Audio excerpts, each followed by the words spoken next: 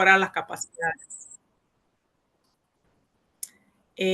Como no hemos podido realizar la traducción en simultáneo, como hicimos en el seminario número 1, vamos a traducirlo en paralelo.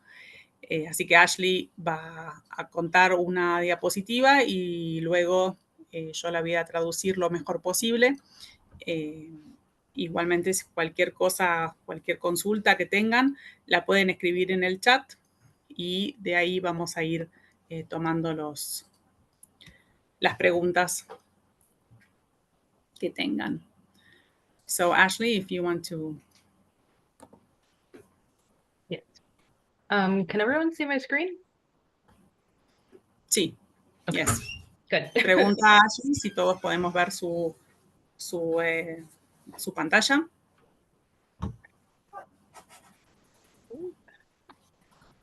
All right, get my meeting notes up here. Okay. All right. Well, thank you all for coming here today. I'm Ashley Ola, PhD recently out of the Silvas Lab at UW-Madison. And today I will be sharing how to access and clean biodiversity data from eBird and the Global Biodiversity Information Facility, or GBIF. I've been working with data on Argentina bird species from eBird and mammal data from GBIF for 4 years as part of my PhD research. Bueno, Ashley les da la bienvenida a su charla. La presentación de hoy, como decíamos, estará a cargo de Ashley Ola, quien les va a compartir sobre cómo obtener y limpiar la información sobre biodiversidad de las bases de datos de eBird y de GBIF. Ashley justamente estuvo trabajando con datos de especies, principalmente de aves, de Argentina, utilizando la base de datos de eBird, y también ha utilizado la base de datos de GBIF para obtener listados de especies de mamíferos de Argentina. Y estas bases de datos fueron un insumo clave para el desarrollo de su tesis doctoral.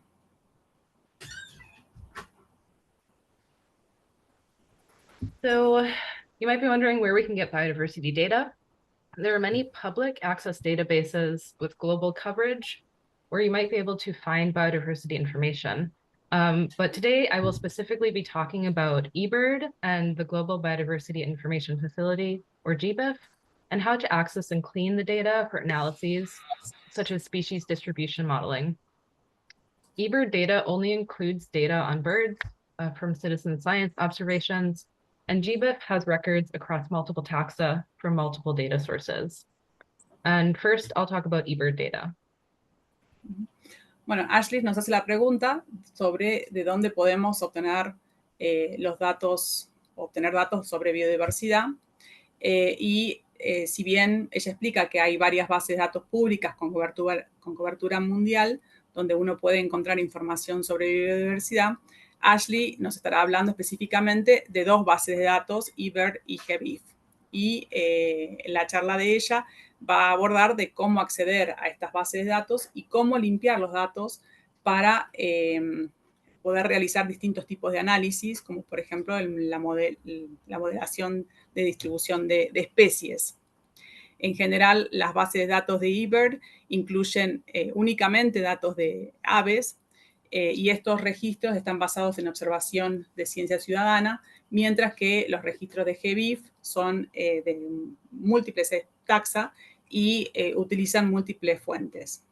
Primero Ashley nos va a hablar sobre los datos de eBird. eBird is an online repository that gathers information from bird watchers, archives it, and freely shares it for use in science, conservation, and education. The bird data, the data is only about birds, and eBird launched in North America in 2008 and globally in 2010, but historical records can be uploaded. The data is based on citizen science. When bird watchers go out, and then they can report their sightings to eBird. And with appropriate data preparation, eBird data can be used as a presence-absence data set for applications such as species distribution modeling. Data preparation assumes a working knowledge of our software. Bueno, eBird recopila información de observadores de aves, los archiva y permite compartirlos libremente para su uso con fines científicos, de conservación y de educación. Los datos de esta base de datos, justamente como mencionábamos anteriormente, hacen solo referencia a datos sobre aves. Si bien eBird se lanzó en el año 2008 para América del Norte y luego en el año 2010 para todo el mundo, se pueden cargar y descargar registros históricos también. La base de datos de eBird está basada, como mencionamos anteriormente, en ciencia ciudadana, es decir, cuando observadores de aves informan sus avistajes en la base de datos de eBird. Lo bueno es que con una adecuada preparación de los datos, los registros de eBird se pueden usar para obtener presencias, pero también para obtener ausencias. Y para esto, y con esta información de presencia y ausencias, podemos utilizar distintas aplicaciones para modelar la distribución de especies. La preparación de los datos, por supuesto, asume cierto conocimiento de cómo usar el programa R. So now we'll go over how to first download data from eBird. And so the first step in that is going to the actual website, ebird.org. You can create a free account and log in, and then click on Science, and then click on Use eBird Data and Tools. Bien, entonces ahora Ashley nos va a explicar cómo se descargan los datos primero de eBird, y para eso uno tiene que entrar a la página que es ebird.org y luego crear una cuenta, registrarse. Luego uno pincha ahí donde dice el 1, que es en el sitio donde dice ciencia, y luego nuevamente cuando uno se despliega en esa paleta de ciencia, encuentra usar datos y herramientas de eBird, y ahí es donde nuevamente pincha sobre ese link. Once you are on the Use eBird Data and Tools page, you can click on Download Raw Data here. Una vez que uno entra en usar datos y herramientas que habíamos visto anteriormente, uno debe pinchar en descargar los datos crudos, que es el punto 3 que muestra Ashley en su pantalla. And then you can click on Request Access. Y luego uno debe pinchar donde dice solicitar acceso, que es el punto 4 que muestra Ashley en su presentación. And then that will take you to another form, the Data Access Request form. You can fill out this form, and then you'll receive an email with your approval to access the data. Approval is usually granted as soon as possible, but it could take several days. Once you receive that email, click the link in the email, and then you'll have to fill out another information page on the custom download page. And this is where you can finally select your species, the regions you're interested in, and the date ranges prior to downloading. And you probably want to do these options so that you aren't downloading the entire eBird database. That would be a very large file to download. Bueno, dice Ashley que una vez que uno entra a solicitar la descarga de acceso, uno tiene que completar un formulario para acceder a esos datos. Y una vez que se apruebe el acceso a los datos, le va a llegar un correo electrónico. El acceso generalmente, ella menciona que se procesa rápidamente, pero a veces puede demorar hasta varios días, así que uno no tiene que preocuparse si todavía no recibe ese correo. Cuando uno recibe ese correo electrónico, ahí va a encontrar un link en el cual tiene que obviamente pinchar, y va a recibir otro correo electrónico para poder descargar los datos. Recién después que uno recibe ese correo, va a tener que llenar otro formulario para personalizar la información que uno quiere descargar. Esto es importante porque dice Ashley que si no, uno podría estar descargando toda la base de datos de eBird, lo cual será un archivo demasiado grande probablemente.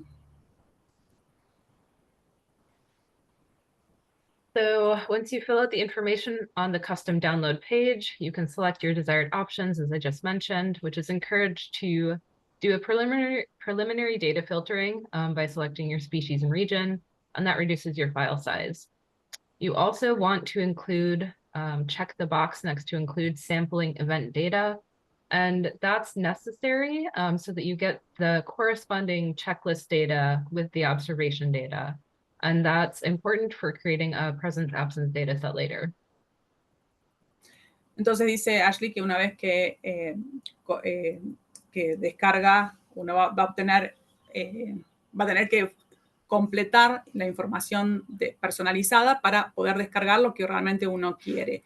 Entonces uno puede seleccionar las distintas opciones, lo cual obviamente, como se mencionó anteriormente, es recomendado para poder reducir el tamaño del archivo de descarga. Entonces una vez que uno selecciona en función de la especie o la región o ambos que uno quiere incluir en su lista, va a tener que seleccionar también que se incluyan datos de una lista de verificación. Esto va a ser importante para poder posteriormente tener tanto el conjunto de datos de presencia como de ausencias.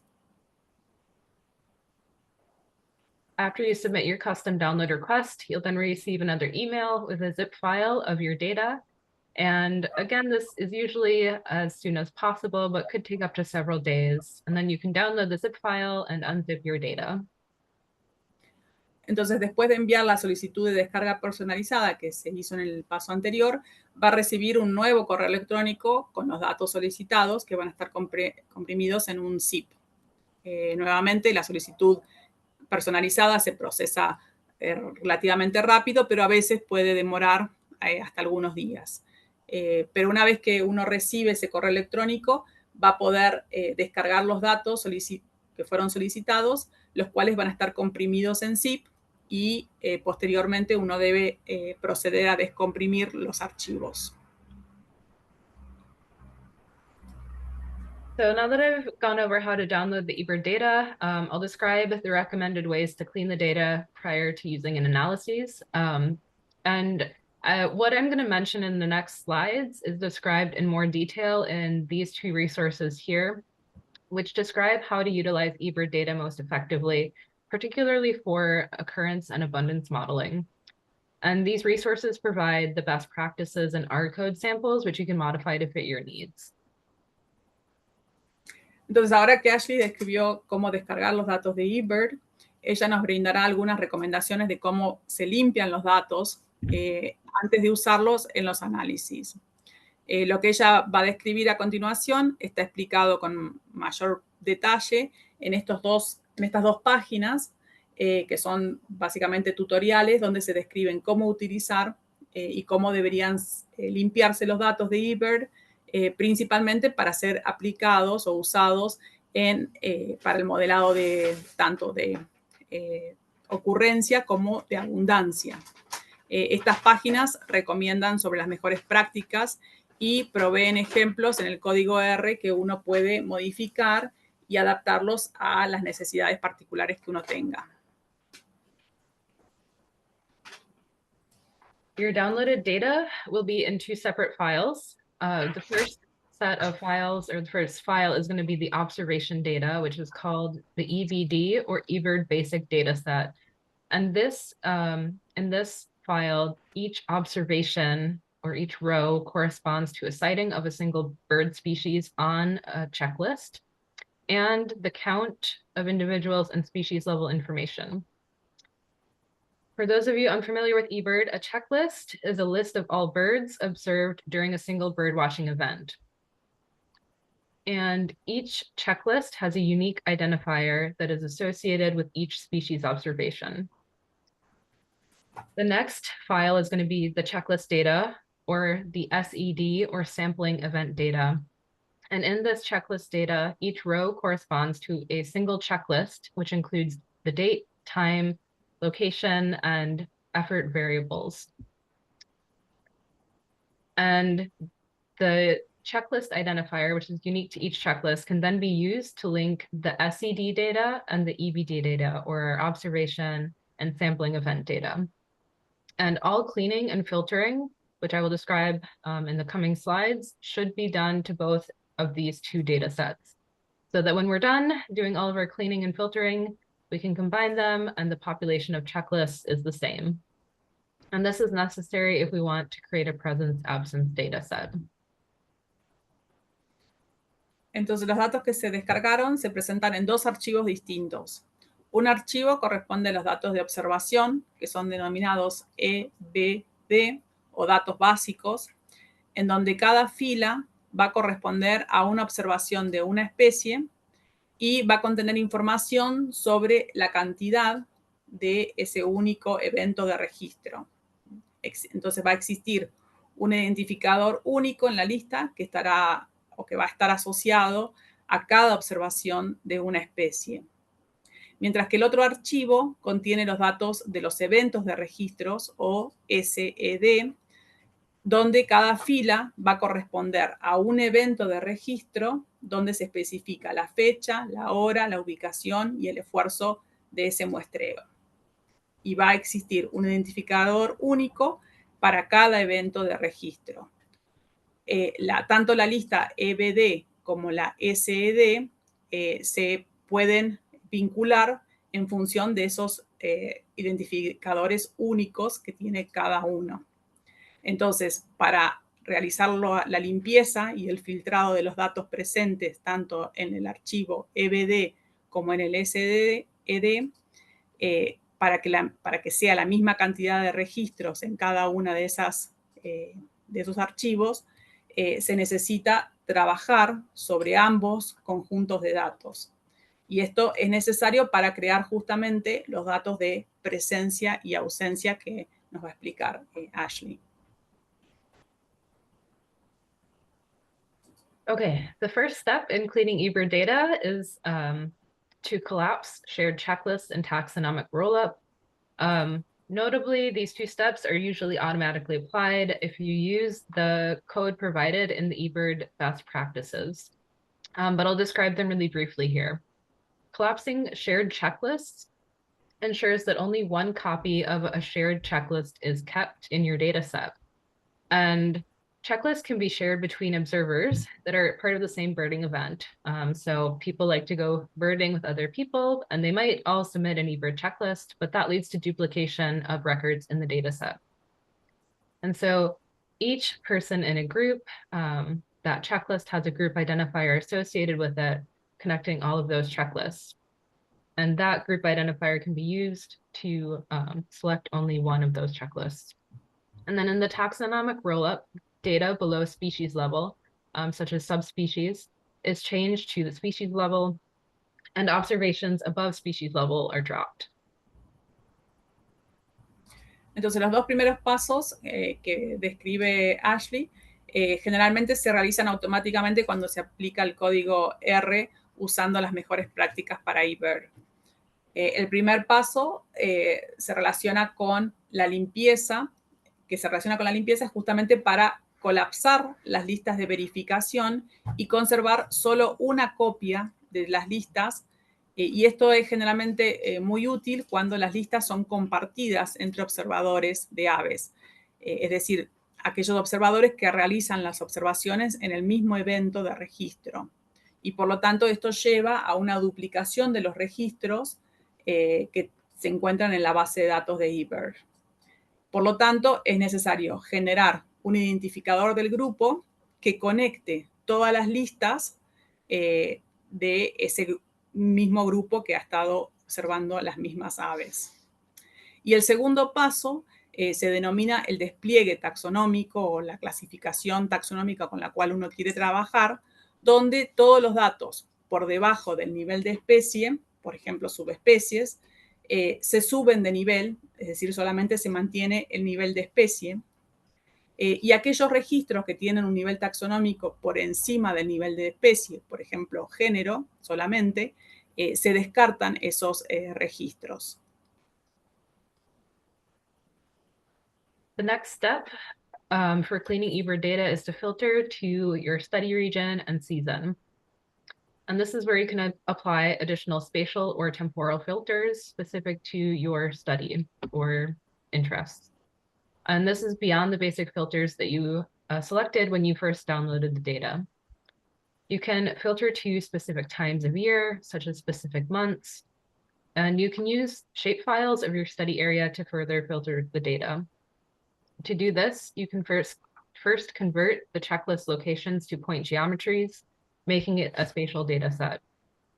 And then after you read your shapefile into R, you can subset the checklist point geometries to only those that fall within the boundary of your study area. Then join the new reduced checklist data to the observation data to remove observations outside of the study area. And again, we need to do this to both data sets for producing presence-absence data later. El siguiente paso de limpieza consiste en filtrar los datos según la región. Y también uno puede filtrar según la estación que uno está interesado en estudiar. Para esto se aplican filtros espaciales o temporales adicionales a los que uno ya aplicó durante la descarga. Por ejemplo, para la estación uno puede aplicar filtros de periodos determinados del año, por ejemplo, meses específicos. Y también puede usar capas específicas del área de estudio para filtrar aún más los datos que uno descargó de eBird. Para hacer esto, primero se deben convertir los puntos de la lista a puntos espacialmente explícitos. Luego se leen esos puntos espacialmente explícitos en R. Y finalmente se seleccionan solo los puntos que están dentro de los límites del área de estudio de interés. Luego es importante que se unan los datos que se seleccionaron a la lista de observación, según esos filtros, para eliminar los registros que están por fuera del área de estudio. Y esto justamente es clave para generar el mismo conjunto de datos en ambas listas y poder generar la lista de datos de presencias y ausencias. The next step is to retain checklists, which are complete. A complete checklist is one in which an observer reports all species and the count of all individuals that they were able to observe. eBird users have the option to document incomplete checklists, which are ones where they do not report all species or do not include the counts of species. We cannot use incomplete checklists for presence-absence data, and so typically we exclude those incomplete checklists, especially if we want to create a presence-absence data set. By keeping complete checklists, we can then set the count of every other species to 0, which I will explain in a later step, and assume that they were not present. However, if you're interested in presence-only data, you might want to include incomplete checklists as well. Bueno, el cuarto paso que describe Ashley se refiere a guardar las listas de verificación que están completas, o sea, solamente utilizar aquellas listas que el observador reporta, donde el observador reporta todas las especies y el número de individuos que registró de esas especies. Esto es importante porque los usuarios de eBird tienen la opción de compartir listas incompletas, es decir, aquellas listas en las que no se reportan todas las especies observadas, ni se incluye el número de individuos registrados de esas especies.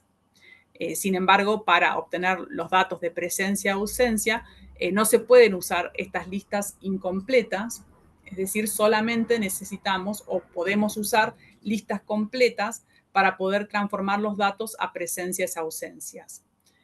Para esto, los registros de todas las especies que no fueron reportadas en el registro se van a asignar como 0, que este paso luego Ashley lo va a explicar, y también se asume que estas especies a las cuales no se tuvo registro, es decir, que tuvieron el 0, no estuvieron presentes en ese evento de registro. Si bien, obviamente, para los datos de presencia y ausencia usamos las listas completas, como mencionaba Ashley, si solamente estuviésemos interesados en usar datos de presencia, o sea, solamente nos interesan los datos de presencia, entonces sí podemos usar las listas incompletas. The next cleaning step is to account for variation in effort. The amount of effort, such as time of day, duration, distance traveled, speed traveled, and number of observers, can differ among birding events. and this variation in effort is associated with variation in detectability. From eBird best practices, the suggested filtering is to retain observations made from checklists that are less than 6 hours in duration, 10 kilometers in length, 100 kilometers per hour, and less than 10 observers.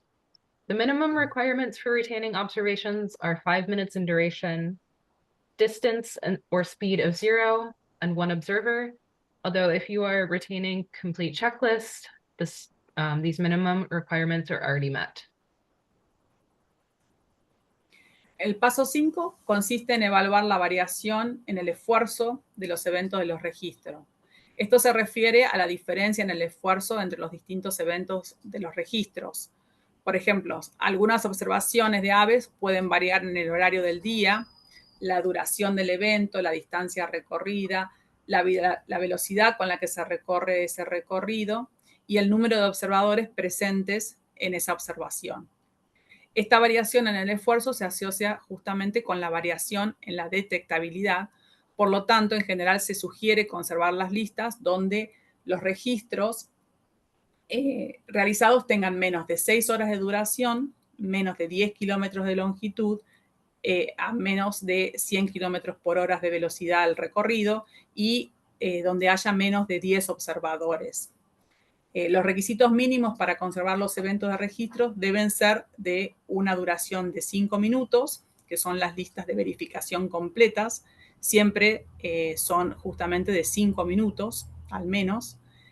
Una distancia y una velocidad que sea igual a 0, es decir, que el observador permanece inmóvil durante todo el evento de observación de las aves, y de un único observador, es decir, que las listas de verificación completas deben incluir el número de observadores y no puede ser igual a 0. Obviamente tiene que haber alguien haciendo el muestreo. Todas las listas de verificación completas entonces deben tener estos requerimientos mínimos para poder ser utilizadas. The next thing we need to think about is the spatial precision of eBird data. Birds and observers don't always overlap in space, so there are also concerns about spatial precision. Most checklists are associated with a hotspot, which is a single GPS latitude and longitude coordinate that corresponds to popular birding locations that are open to the public. Usually these are a park or natural area popular with bird watchers. And these hotspot coordinates are used to aggregate eBird data for a given location. And this is in comparison to a private location, which are areas where there are no hotspots or areas that are not accessible to the public. Traveling checklists survey an area rather than a single point, which is another cause of spatial imprecision. If an observer travels far away from the hotspot location, then that means that that hotspot is not necessarily capturing where the person traveled. And the scientists at eBird have already evaluated the spatial precision of eBird checklists and have found that approximately 94% of checklists with a distance of less than 10 kilometers are contained within a 1.5 kilometer radius circle, and 74% have a location error of less than 5 meters or 500 meters. If you need a higher spatial precision, you can use stricter filtering on the distances traveled. Otro de los puntos es determinar la precisión espacial para utilizar. Y esto es debido a que en general las aves y los observadores no se superponen en el espacio. Además, muchas de las listas están asociadas justamente a puntos de acceso. Estos son puntos donde se tienen varios observadores que registran en la misma coordenada de latitud y longitud, es decir, en el mismo punto de GPS. Debido justamente a que estos son puntos o lugares públicos y que son muy populares entre los observadores de aves, como por ejemplo un área protegida. Estos puntos de acceso se utilizan para agregar datos de eBird a una misma ubicación. Esto es distinto como lo que puede pasar para propiedades privadas o áreas con acceso restringido, que son lugares que no tienen puntos de acceso ya que corresponden a lugares que no son accesibles al público. Por lo tanto, estas listas que corresponden no a puntos, sino a recorridas para un área determinada, también son fuentes de imprecisión espacial. Lo que se ha encontrado es que en investigaciones donde se evalúa la precisión espacial de las listas de eBird, se ha encontrado que aproximadamente el 94% de las listas con un recorrido menor a 10 kilómetros corresponden a observaciones o a registros de observaciones que están incluidas en un radio menor de 1,5 kilómetros. Y el 74% de las listas de eBird tienen en general un error de localización inferior a 500 metros. Por lo tanto, si uno requiere para el estudio que está realizando una mayor precisión espacial, entonces debe utilizar un filtrado más estricto de las distancias recorridas. These two plots here are from the eBird best practices. And they just illustrate what I was just explaining, the error in checklist location and the centroid of the traveled route on the left. And on the right side, there's a figure showing the compactness of eBird checklist traveled routes. And I have circled in red the error in checklist location and compactness for those checklists that are less than 10 kilometers. Entonces, estas dos gráficas que muestra Ashley son tomadas del manual de las mejores prácticas de eBird. La gráfica de la izquierda ilustra el error de la localización de la lista de control y el centroide de las rutas recorridas.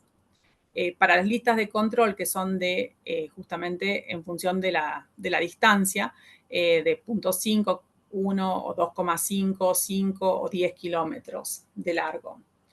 En el eje Y se muestra el porcentaje de las listas control y en el eje, en el eje X se muestra las listas de control y en el eje Y se muestra justamente la diferencia en la localización. Y en el lado derecho hay una figura que muestra justamente la compactación de las rutas recorridas por las listas de verificación de eBird y en función del nivel de precisión espacial que se desee, por ejemplo, si uno quiere tener una precisión como lo que muestra Ashley en el círculo rojo, puede determinar cuáles son las distancias recorridas que deberían ser filtradas para los datos de eBird según el error que uno quiere permitir. Okay, the next step is to conduct zero filling, which is the process of converting the data to presence-absence data. So the observation data or the EBD data is presence only with one record for each species. And then for complete checklists from the SED data, we can infer non-detections because all observed species have been reported. So if there is a record for a species in the SED, our sampling event data, but not in the EBD, the observation data, then a count of 0 individuals for that species can be inferred. And this is done by combining the filtered checklist and observation data. El paso 6 es para rellenar la lista con ceros. Es decir, los datos de observación o las listas EBD solo mencionan las presencias de esas especies. Un registro para cada especie reportada en la lista.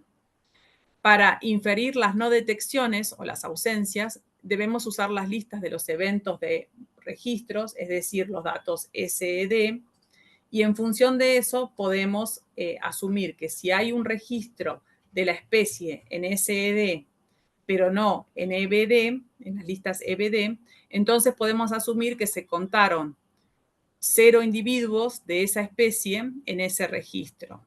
Y esto se hace al combinar la lista SED con la lista EBD de observaciones y por lo tanto ahí evaluar cuáles son las presencias y las ausencias de esas especies. The next step is to split data into testing and training data sets, but only if your goal is to create models from your data. Common recommendations for data splitting are 70 or 80% of data for training models and 30 or 20% for testing and validating models. after splitting the data, we still have to do some additional cleaning before we can start using it in models. Si el objetivo es crear modelos a partir de los datos, es necesario dividir los datos en dos conjuntos, uno que va a ser usado para el entrenamiento de los modelos y el otro conjunto de datos que va a ser para validar los modelos que se realizaron. Las recomendaciones habituales para la división de datos son que entre el 70 y el 80% de los datos sean utilizados para el entrenamiento cuando se realizan los modelos y el 30 al 20% de los datos se utilicen para validar los modelos que fueron creados.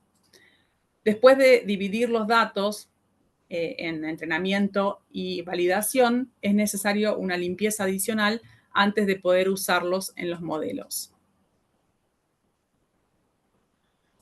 So eBird data has some biases, which we still need to account for before we can start modeling. And we do this after splitting the data into testing and training data sets so that we can do this additional data cleaning separately on each set. But first, I'll describe the types of biases we need to account for. There is spatial bias because there's imprecision in hotspot locations versus routes traveled, and people observe birds in convenient locations, which can lead to spatial clumping of data. There's also temporal bias when people observe birds when they're more active or abundant, such as in morning or migration, and when it's more convenient, such as on weekends. And finally, there's class imbalance because there are many, many more absences than presences. Entonces, los datos de eBird presentan sesgos que tenemos que considerar antes de usar los datos para realizar los modelos que querramos. Después de que se dividen los datos en datos de entrenamiento y datos de validación, tenemos que realizar una limpieza adicional a cada uno de esos conjuntos de datos. Primero, Ashley va a describir los tipos de sesgos que son necesarios considerar. Existe un sesgo espacial, el cual justamente se refiere a la imprecisión en la ubicación de los puntos de acceso versus el recorrido que se realizó en esa observación. Y además, las personas generalmente observan las aves cerca del lugar donde viven o en aquellos lugares que son accesibles o donde hay muchas especies de aves. También hay un sesgo temporal en el cual los datos de eBird, ya que las personas observan aves cuando estas son más activas o hay mayor abundancia, por ejemplo, temprano por la mañana o en la época de las migraciones.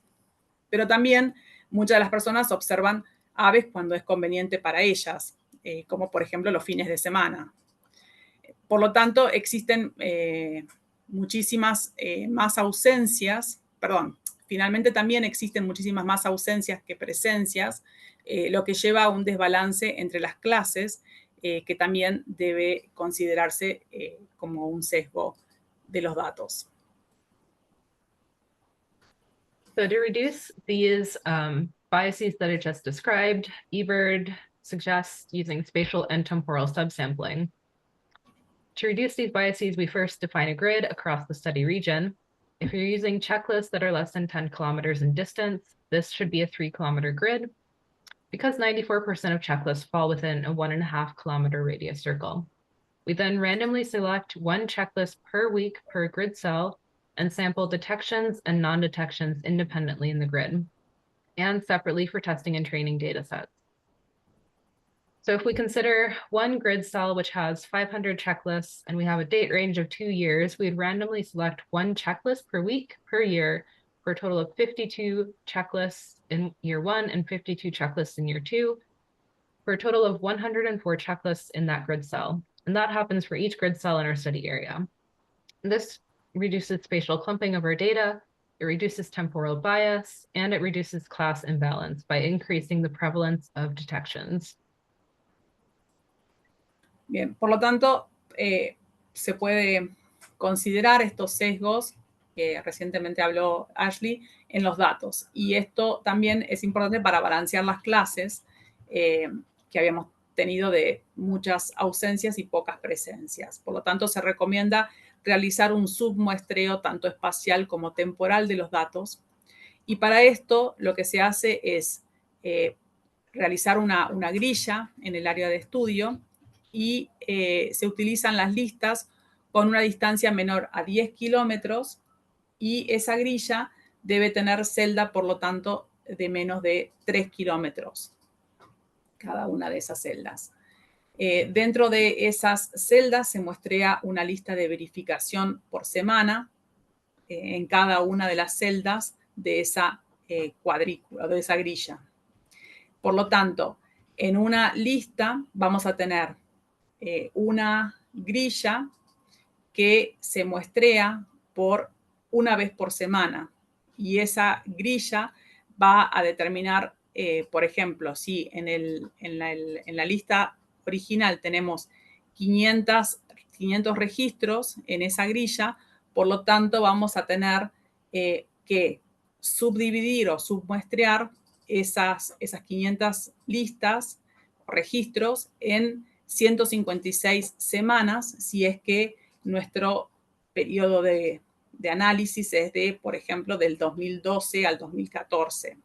Entonces, esto va a llevar que se subdividan las listas en 156. O sea, de 500 vamos a tener 156 y va a estar dividido en 52 para el año 2012, 52 listas para el año 2013 y 52 listas para el año 2014. Entonces, esto nos permite remuestrear esa base de datos en función de la información o incorporar la información del sesgo temporal. Y esto justamente permite reducir el sesgo y también permite mejorar el balance entre las clases para aumentar la prevalencia de las detecciones. Sorry, Nati, I skipped ahead. So after you do all of that, your eBird data is now ready for use in a model. The eBird best practices has further tutorials in R code to conduct a model, a two-step hurdle model, which first models the encounter rate and the relative abundance. Luego que uno tiene estos filtros ya aplicados, entonces ahí sí ya uno puede usar estos datos para generar estos modelos. Sin embargo, Ashley resalta que las mejores prácticas de eBird tienen en sus tutoriales de un mayor detalle y también los códigos que se pueden utilizar para realizar tanto los modelos de ocurrencia como de ocupación. Okay. Nati, maybe you don't have to read everything word for word on this one, just so we can skip ahead. But there are other eBird products that are ready to use for conservation purposes, such as abundance maps and maps of trends in abundance. And you can download these very in a similar way to how you download the raw data. And this is useful if you don't necessarily need to create your own maps. Bueno, Ashley dice que existen también otros productos de eBird que ya están listos para ser usados, es decir, no tenemos que hacer todo el filtrado y todo el uso. Por ejemplo, hay mapas de abundancia, mapas de tendencias de abundancia y mapas de rango de distribución, que estos son productos muy útiles si uno no quiere generar sus propios modelos. Entonces, estos productos están listos para ser utilizados en función de las necesidades y esos se descargan de la misma forma que se habían descargado la base de datos de eBird. Okay, and I will skip this slide. All right, we will try to go through this GBIF data really quickly. So now that we've covered getting eBird data, we'll talk about getting data from GBIF. Bueno, ahora que Ashley nos ha mostrado cómo acceder y limpiar los datos de eBird, nos hablará de cómo acceder y limpiar los datos en GBIF. So GBIF, or the Global Biodiversity Information Facility, is an international network that provides open access to data about life on Earth, and it contains records of multiple taxa from many different places, such as eBird, iNaturalist museums, museum collections, journals, and governments and institutes and companies. Bueno, GBIF es un sistema mundial de información sobre biodiversidad, lo cual se compone de una red internacional que proporciona justamente un acceso abierto para que pueda ser fácilmente utilizados los datos de biodiversidad. Esta base de datos contiene registros de múltiples taxones obtenidas de distintas fuentes, como por ejemplo del mismo eBird, que habló recién Ashley, pero también de eNaturalist, de colecciones de museos, de colecciones de jardines botánicos, de revistas científicas, de gobiernos, etc. GBIF data is mainly presence-only data. The records can be historical, but they likely lack spatial precision. And just be aware that other sources of biodiversity data, such as eBird, are already included in GBIF, so it may be best to download from only one source.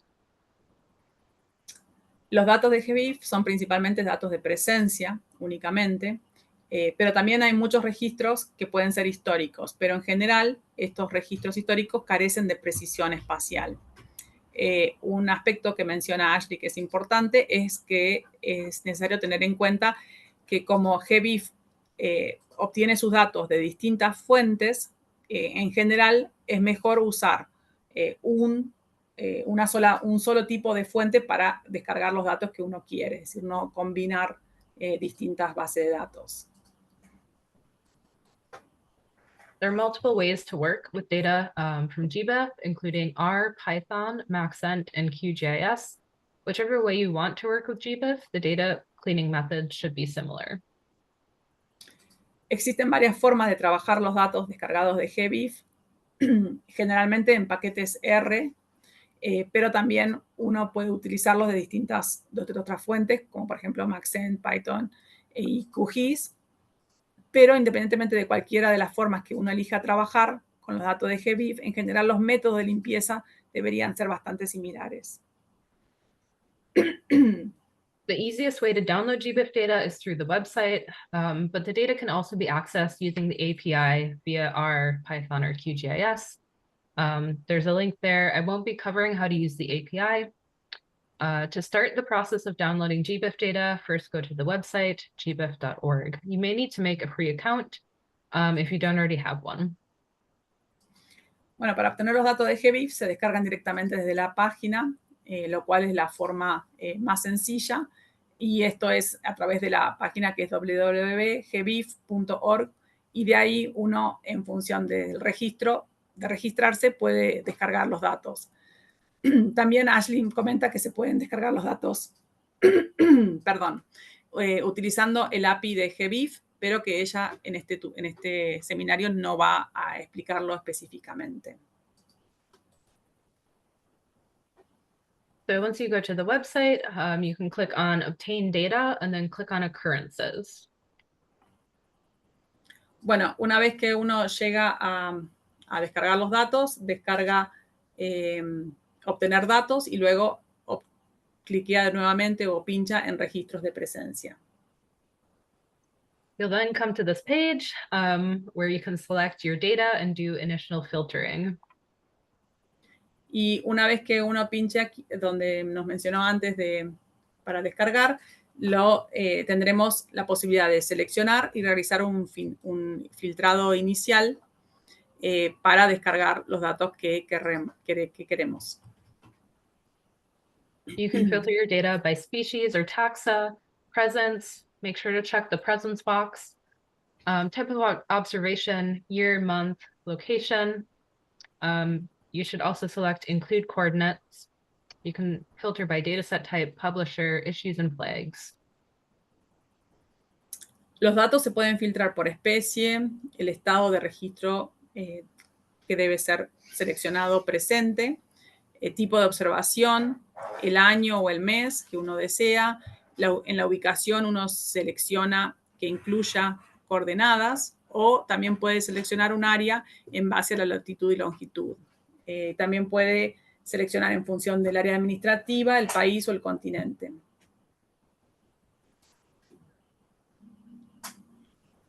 Once you have your filter set, you can then click on download. Y una vez que ha definido los filtros, uno pinchea en descargar. And then you have to select your data download type. These download types include different parts of the data set. So the CSV option includes the interpreted data, which has gone through quality control, and the observation coordinates. The Darwin Core Archive has raw and interpreted data, multimedia, and observation coordinates. The species list is only a list of species, and the Cube download type has raw and interpreted data and coordinates. For most purposes, though, the CSV download should be sufficient.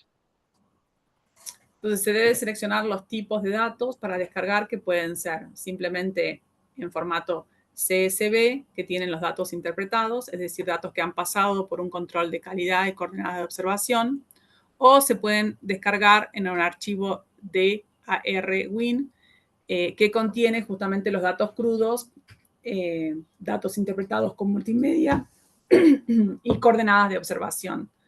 También se pueden descargar las listas de especies solo con datos interpretados, pero sin coordenadas, y las listas cubo, que son justamente los datos crudos e interpretados con coordenadas de observación. En general, para la mayoría de los usos que uno pretende, va a ser suficiente descargar los datos simples en el formato CSV. After selecting your download type, you'll get an email notification, which will include a link to download the data. And this may take a few hours or several days, depending on the size of the download. Y una vez que terminamos con eso, uno espera un correo electrónico de notificación que incluye justamente el enlace para descargar los datos, cómo se cita la información y cómo se descarga. El correo puede demorar algunas horas en llegar o varios días, dependiendo del tamaño del archivo que se pidió para descargar. Before downloading your DBIF data, you can do some filtering on that original page that I showed you. For example, you can address geospatial issues by excluding zero coordinates, country mismatch, invalid coordinates, and coordinates out of range for decimal, lat, and long values. Depending on your interest, you may also want to exclude records of fossils or living specimens. And you can also set the date range to include or exclude old records. Entonces, antes de descargar los datos de GBIF, también se pueden aplicar algunos filtros en la página que había descrito anteriormente Ashley. Y esto es importante para resolver algunos problemas geoespaciales. Uno puede excluir de los datos que uno quiere descargar solamente aquellos que tengan coordenadas que no sean cero, es decir, coordenadas que son cero, uno no las incluiría. Los datos que no tienen coincidencias, las coordenadas con el país seleccionado, o que las coordenadas no sean válidas, o que las coordenadas estén fuera del rango decimal de latitud y longitud, que debe ocurrir entre menos 90 y 90 y entre menos 180 y 180. También uno puede excluir datos de especies fósiles al aplicar un filtro de los registros para excluir aquellos fósiles. Y también uno puede definir el rango de las fechas para incluir o excluir registros históricos. After downloading data, there are several other cleaning considerations. So there are two data columns, coordinate precision and coordinate uncertainty in meters, which you might want to look at. They contain decimal representations of coordinate precision and uncertainty, but these are not frequently provided by data providers. So filter with caution. If exact coordinates are not known, sometimes the centroid of the country is used. This is most common for geocoded museum collections. Zoo and herbaria specimens or managed non-wild creatures or things are not are also included. You may wish to filter those out. There are several columns. The established means or basis of record column can be used. But again, those are not always provided, so filtered with caution. And then finally, you might want to exclude records in the ocean unless you're interested in marine species. Después de descargar los datos, hay otras consideraciones que se pueden realizar para limpiar los datos. Hay dos columnas en los datos de precisión de la coordenada e incertidumbre en metros de la coordenada que uno puede mirar. Estas columnas presentan la representación decimal de la precisión de la coordenada y la incertidumbre de las coordenadas. Pero muchas veces esta información no es reportada por los proveedores de datos y por lo tanto debe usarse este filtro con cuidado, ya que muchos registros que están bien podrían perderse. Otro punto para considerar es que muchas veces se usa el centroide del país cuando las coordenadas exactas no son conocidas, lo cual es bastante común para, por ejemplo, colecciones que fueron geocodificadas, muchas veces de los registros de museos. Pero además también se debe prestar atención a aquellos registros de zoológicos o de herbarios, y por lo tanto uno puede evaluar este tipo de registro en la columna de establecimiento con la etiqueta que menciona si es un registro manejado o que tiene un manejo, o en la columna tipo de registro, que también puede tener la etiqueta de espécimen vivo, aunque nuevamente no siempre son reportados este tipo de datos por los proveedores de los datos. Los registros de zoológicos o de herbarios se pueden filtrar buscando las columnas mencionadas, pero también en base a la ubicación del registro, si uno sabe dónde están los herbarios o los zoológicos. También se pueden excluir registros que se encuentran con localizaciones en los océanos, al menos que, por supuesto, uno esté interesado en especies marinas. Y uno puede filtrar al mapear los datos obtenidos y excluir justamente los registros que caen en los océanos. There are a few other considerations for cleaning GBIF data, including looking for outliers, identifying potential erroneous identifications, and looking for data from gridded or rasterized data sets and spatial clumping. Some of these, such as outliers, you can check by mapping your data and visually assessing. Consider checking the data sources and how those data sources identify species, or if the data is from a gridded data set, those may lack spatial precision. Finally, we can consider spatial clumping of data, first by visually assessing it on the map. Observations, particularly from citizen science, may be clumped where people tend to be. One solution is to consider spatial thinning, but there's disagreement on whether this is the best solution. And I can cover that towards the end, just because we're running a little short on time. Bueno, existen también otras consideraciones que deben tenerse en cuenta para limpiar los datos de GBIF, y estos incluyen, por ejemplo, buscar valores atípicos o que potencialmente puedan ser identificaciones erróneas o datos obtenidos de grilla o de rasterización, o que haya un agrupamiento espacial también. Los valores atípicos se pueden evaluar al mapear los mapas. Se puede considerar las fuentes de los datos y cómo esas fuentes de datos identifican especies, o si los datos son de una grilla, de una rasterización, entonces pueden no tener una precisión espacial, simplemente estar definidas en función de esa grilla o de ese raster. Finalmente, se debe considerar el agrupamiento de los datos, primero visualmente en un mapa.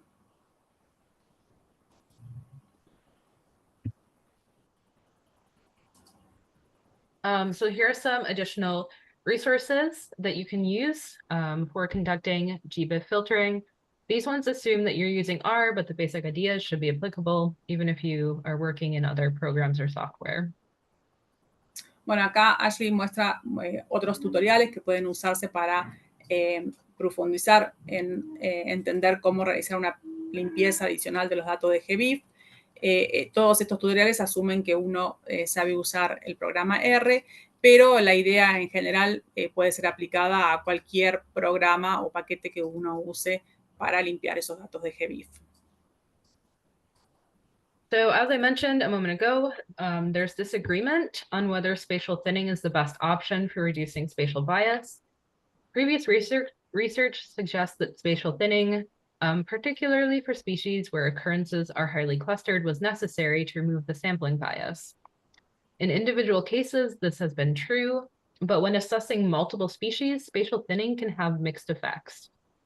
Spatial thinning may negatively affect model performance or be no better than randomly removing points. And this is likely due to information loss and the fact that the number of occurrence points can have a greater impact on model performance than spatial bias.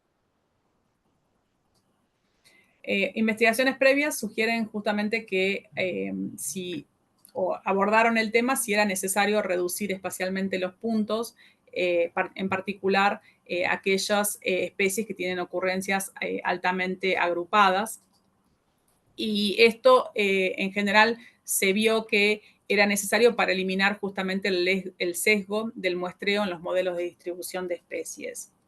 Pero en algunos casos esto no ha dado resultados o mejores resultados, sobre todo cuando en aquellos estudios donde se pretende estudiar a muchas especies. Entonces la reducción espacial puede tener efectos mixtos. La reducción espacial puede afectar negativamente el rendimiento del modelo o directamente esta reducción no ser mejor que la eliminación aleatoria de puntos. Esto está relacionado con que probablemente al reducir los puntos, la cantidad de puntos, se esté perdiendo información y el hecho de que la cantidad de puntos de ocurrencia puede tener un mayor impacto en el rendimiento del modelo que el mismo sesgo espacial que se trata de abordar. Por lo tanto, la reducción espacial puede no ser justamente la mejor solución cuando se trata de solucionar el agrupamiento espacial de los datos. Entonces, bueno, ¿qué se puede hacer? So we may still want to think about spatially thinning data, but we should have the following considerations. However, there are no set rules, and you need to sort of use your best judgment here. If you're considering spatial thinning, you may want to read more in depth in the Modri et al. 2024 paper, which is cited at the bottom of this slide here.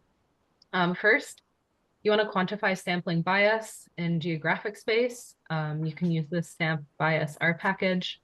Then you can evaluate bias in environmental space by comparing the distribution of cells where the species is present to all cells in the study area in a gridded environmental space of ecological predictors. And you can use ecological niche factor analysis or several R packages to do this. You might also consider species ecology. For example, specialist species typically do not benefit from bias correction. And then finally, consider sample size. Bias correction reduces sample size, and the number of occurrences may be more influential in model performance than bias. So if your sample size is already small, you can use some different approaches, such as the target group background approach, or filter background points using the uniform approach and the package use in R. Bien, aún con estas consideraciones todavía se debe pensar en reducir espacialmente los datos, pero tenemos que tener en cuenta los siguientes puntos que nos menciona Ashley. Primero es importante aclarar, o ella aclara, que no hay reglas estrictas y en general uno debe usar el mejor juicio, o sea, no hay una receta para todo. Uno debe justamente cuantificar el sesgo del muestreo en el espacio a través de distintos paquetes y ella muestra ahí un trabajo donde se puede interpretar y entender con mayor precisión cómo y por qué uno debería reducir el sesgo espacial. Pero en general el sesgo también se debe considerar el sesgo en el espacio ambiental, y esto se hace al comparar la distribución de las celdas donde la especie está presente contra todas las celdas donde la especie puede no estar presente. Esto se hace al realizar un análisis de factores de nicho ecológico con los paquetes que se mencionan en la diapositiva, pero también se debe considerar la ecología de la especie. Es decir, las especies, por ejemplo, que son especialistas, no necesariamente se van a beneficiar cuando uno hace una corrección del sesgo, porque justamente están sesgadas en su distribución específicamente en función de los requerimientos. Y finalmente se debe considerar también el tamaño de la muestra. Si la corrección del sesgo reduce mucho el tamaño de la muestra que uno tiene para ese registro, entonces puede ser que este enfoque en definitiva no ayude a mejorar el sesgo espacial o temporal. All right, and now your data from GBIF is ready for analyses. Bueno, y acá finalmente Ashley dice que, bueno, siguiendo estos pasos, finalmente van a llegar a tener los datos listos para usarse en el modelado. And with that, I can take any questions, but we are over time, so if you have to leave, that is also fine. Bueno, Ashley dice que esto sería todo por hoy, que les agradece muchísimo por el tiempo y sabemos que estamos un poquito excedidos en cuanto a la duración del seminario, por lo tanto, si se tienen que retirar, ella lo va a entender, pero si tienen alguna pregunta, que por favor pueden o abrir sus micrófonos o pueden escribirlo acá en el chat. So a lot of people are saying thank you, Ashley, thank you very much. And we will wait for them to have some questions. No sé si alguien tiene alguna pregunta, si quiere escribirla o decirla. Si quieren que le traduzca, no hay ningún problema. And we're recording this and we will be putting it up on, I think, our Syllabus Lab website soon. So if people need to leave or access it at a later point, they can. Bueno, Ashley dice que justamente este seminario que ella dio va a estar, ha sido grabado y va a estar disponible en el canal de YouTube del Syllabus Lab, y ahí donde también pueden registrar o pueden acceder al resto de los seminarios que vamos a estar dando durante este mes y el mes siguiente. Y si tienen alguna pregunta, que por favor se la hagan sin ningún problema. I did such a good job. Nobody has questions. I think it was it's very useful. I think a lot of people are probably need to work on downloading and cleaning, and will probably have many questions when they start. Yeah. And what I provided was a very abbreviated version of what all of the other resources provide. So hopefully those will help people as well. Bueno, Ashley dice que ella trató de resumir toda la información que están en los tutoriales y en distintas fuentes para que uno pueda acceder y limpiar los datos obtenidos de GBIF e IBERT, pero que, bueno, obviamente en esos tutoriales hay hay mayor detalle y precisión. So there's a question. It says, the data is public to use to form your own report or analysis? Yes, the data is public to use. You just have to download it and then you can do what you will. Usually it's restricted for like commercial purposes, but for conservation or science, it's usually free to use. Bueno, sí, Ashley contesta que justamente la información es de público acceso. La única restricción es que no se utilice con fines comerciales, pero en general uno puede descargar, si uno reporta que va a hacer un trabajo de conservación o educación, y por lo tanto puede descargar los datos y realizar los análisis que necesite. And Ivan thanks you for the reply.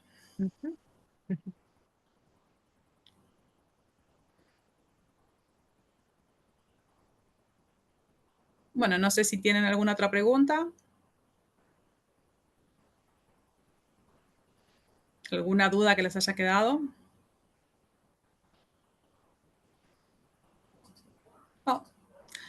Well, thank you so much, Ashley, for your talk.